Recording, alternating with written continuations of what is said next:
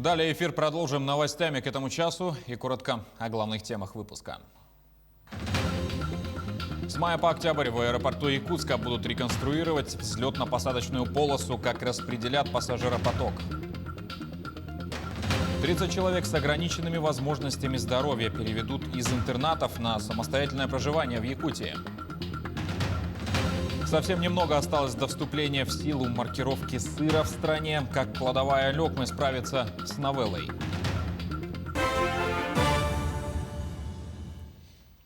Ракету-носитель «Союз-2.1Б» запустили с космодрома «Восточный». Наш телеканал провел прямую трансляцию события.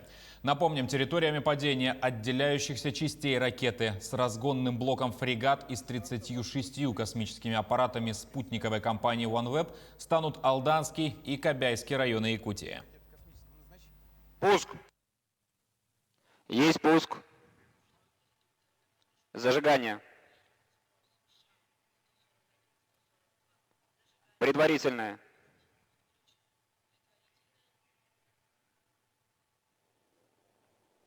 Промежуточное. Главное. Подъем.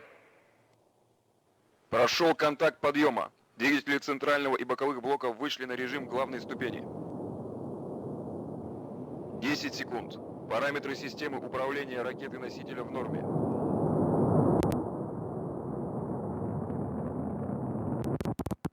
15 секунд. Двигатели первой и второй ступени работают нормально. От новостей космоса к делам земным. Порядок создания и расширения территории опережающего развития в Дальневосточном федеральном округе могут упростить. Правительство России внесло в Госдуму соответствующий законопроект. Это произойдет путем включения в него перечня видов экономической деятельности, осуществление которой должно быть запрещено, говорится в сообщении. Также предлагается предусмотреть возможность объединять несколько торов, входящих в состав одного субъекта России. Реконструкция взлетно-посадочной полосы аэропорта Якутск пройдет с мая по октябрь текущего года. При этом ремонтные работы не предусматривают закрытие аэропорта. Реконструкция предполагает укорачивание взлетно-посадочной полосы и ограничение полетов для среднемагистральных воздушных судов. Для бесперебойного авиационного сообщения организуют стыковочные рейсы. Основная нагрузка по полетам ляжет на авиакомпании «Якутия», «Алроса» и «С-7», которые будут выполнять рейсы на воздушных судах «Боинг 737-700» и «Амбрер 170ЛР». На расписание рейсов внутри республики реконструкция также не повлияет. Перспективы развития транспортной системы Арктики обсудили на пленарной сессии делового форума «Порты Арктики» в Архангельске.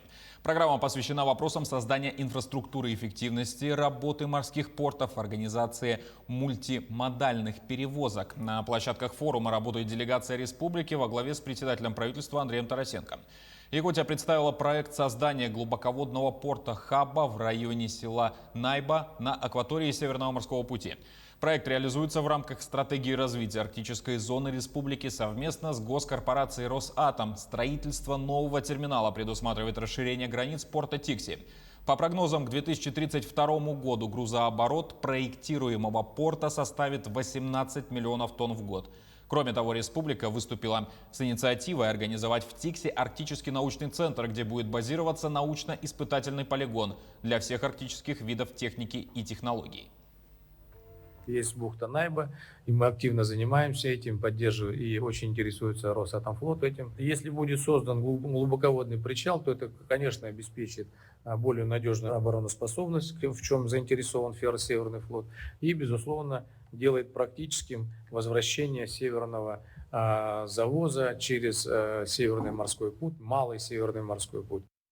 В Якутии будет реализован проект социального воздействия в сфере сопровождаемого проживания инвалидов. В рамках проекта 30 граждан с ограниченными возможностями здоровья переведут из интернатов на самостоятельное проживание. Для 12 человек будет создано отделение постоянного сопровождения и сопровождаемого проживания в Якутске по улице Федора Попова, 18. Это один из первых проектов в России, который стартует 1 апреля и продлится до 2024 года. В течение 3 лет мы должны доказать, что проживание в таких квартирах будет дешевле, во-первых, чем в интернатах, во-вторых, что люди будут довольны условиями проживания, И тогда государственный бюджет Республики Саха-Якутия в 2024 году, через 3 года, вернет инвестированные деньги, которые привлекло Внешэкономбанк через Фонд развития Дальнего Востока. И мы должны этот механизм дальше тиражировать по всей стране. По проекту в 2 квартирах, где будут проживать по 6 человек, рядом будут расположены кабинеты работников. Это педагоги, это соцработники, психологи. Но не будут жить вместе. То есть люди, которые будут жить в квартирах, они должны жить самостоятельно. Наши работники будут им помогать. А с 1 июня 2021 года вступает в силу закон об обязательной маркировке штрих-кодом сыров. Это напрямую затрагивает продукцию Алекминского пищекомбината «Кладовая Алекмы». О перспективах предприятия Елена Фаст. С 1 июня 2021 года в силу вступает закон обязательной маркировки «Честный знак» сыров и мороженого. Пищекомбинат «Кладовой Алекмы» уже начал работу по договорам на оборудование. Обязательная маркировка QR-кодов. Это с 1 июня на сыры и на мороженое. Мы уже сейчас начали брать уже коммерческие предложения с организацией на покупку оборудований и маркировки штрих-кодами. Чуть позже, в сентябре, это коснется еще одного продукта, производимого кладовой – масла. С 1 сентября у нас начнется обязательная маркировка на масло. И с 1 декабря начнется маркировка уже на всю продукцию, кисломолочную продукцию и молока. На вкус и качество это не повлияет, улыбается технолог пищекомбината. Мы не меняем технологий, все остается прежде же. Мы порадуем тем же вкусовыми качествами, как и прежде с нашим сыром алекминским. Но надо отметить, что оборудование в целом коснется не только пищекомбината, но и всей сети, что достаточно большие расходы. Дело в том, что она, конечно, опять финансовым бременем ложится на плечи предприятия. Поэтому хотелось бы тоже, конечно, здесь было какое-то финансирование или в виде субсидий, чтобы возмещать те затраты, которые понесет значит,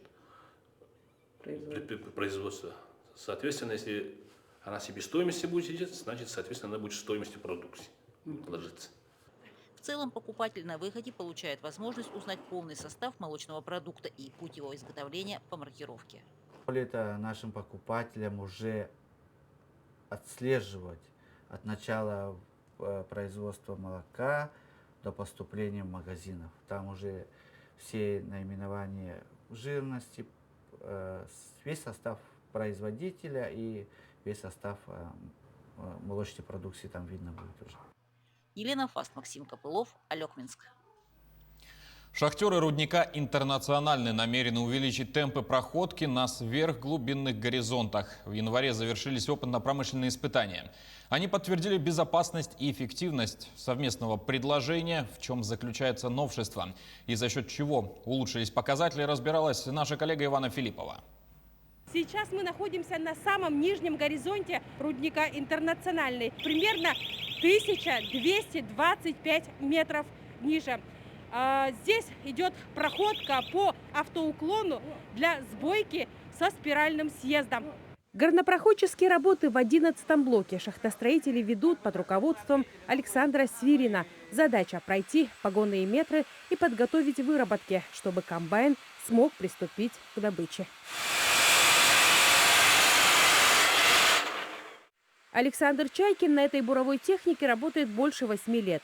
Мужчина привык к ней. За 7 часов, именно столько длится смена у шахтеров, выполняет наряд без сбоев.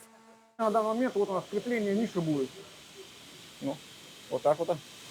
А для чего это делает? Чтобы безопасность закрепить выработку. Проходка горных выработок – дело опасное. Особенно на этих глубинах есть опасность выброса породы и газа. Поэтому это один из самых длительных и дорогостоящих этапов строительства рудника. Чтобы ускорить темпы, специалисты разработали ряд инициатив. Одна из которых – увеличение длины бурения шпуров, предназначенных для снижения газа в горном массиве.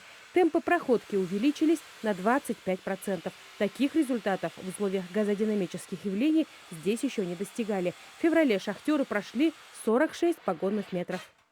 Данная инициатива была проработана общей рабочей группой ЦРПС, МСШТ и подземным рудником «Интернациональный». Основная задача на 2021 год – это выйти на плановые показатели проходки, это 25-28 погонных метров на каждый забой. Темпы проходки увеличат и за счет использования более мощной техники. В скором времени на сверхглубоких горизонтах заработают новые погрузочно-доставочная машина и шахтный самосвал. Также спустят буровую установку «Сандвик». Новая техника, которая нам приходит, это погрузодоставочная машина. Она с объемом ковша от 4,7 кубов до 7. Ну, большой ковш. У него очень высокая производительность.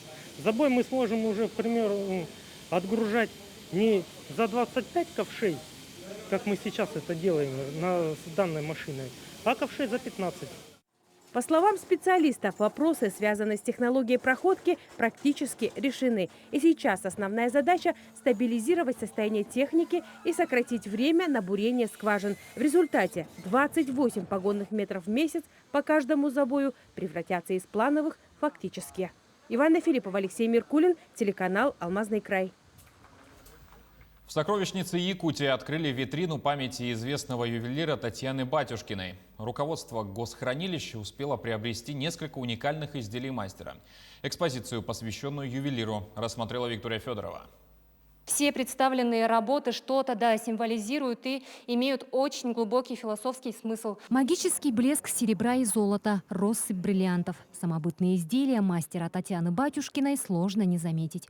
У каждой работы неповторимый дизайн, который передает таинство и философский смысл изделия. В 2014 году Татьяна стала матерью долгожданного ребенка, и это не могло не повлиять на ее творчество. И мы видим целую серию работ мастера, объединенную темой рождения. Познав счастье материнства, Татьяна создала уникальное колье из натуральных агатов и символично назвала его таинством рождения. Очень долго вынашивала эту идею, очень долго собирала природные камни с рисунком определенным.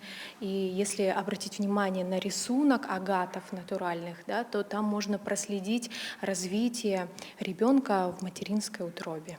В 2017 году Татьяна стала триумфатором конкурса «Лучшее ювелирное украшение Сибири». Тогда она победила сразу в 2 номинациях. За колье «Три мира» жюри присудили ей первое место в номинации «Образ Сибири в ювелирном искусстве» и наивысшую награду конкурса «Гран-при».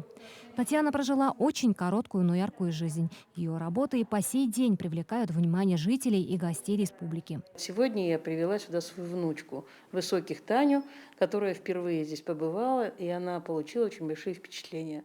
Это, конечно, уникальное место нашего города, нашей республики.